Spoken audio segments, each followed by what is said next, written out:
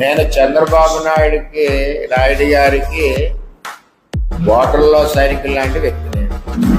నేను స్థానికుడిని, పిఠాపురంలోనే పుట్టి పెరిగిన వాడిని, నిరంతరం ప్రజల్లో ఉండేవాడిని. నా హవా ఎవడో వచ్చి తగ్గించానంటే తగ్గే హవా కాదు. నేను ప్రతిపక్షంలో ఉన్నా, రూలింగ్లో ఉన్నా, ఎక్కడ ఉన్నా ప్రజల్లో ఉంటా, ప్రజల కష్టాల్లో ఉంటా. అంచేత అటువంటి పట్టించుకోవాల్సిన అవసరం నాకు లేదు.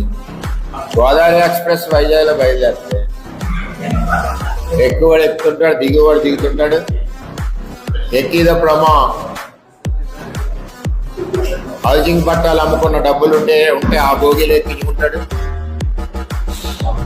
మళ్ళీ ఇంకో చాట ఎక్కిదప్పుడమ్మా మట్టి మాఫియా డబ్బులుంటే ఆ సంచులు భోగిలు వేసుకుంటారు.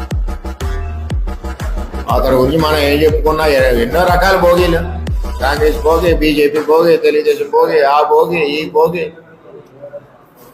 దాని గురించి అంత పట్టించుకోవాల్సిన అవసరం లేదు. అతని టెక్నాలజీ కూడా ఎవరికీ అవసరం లేదు.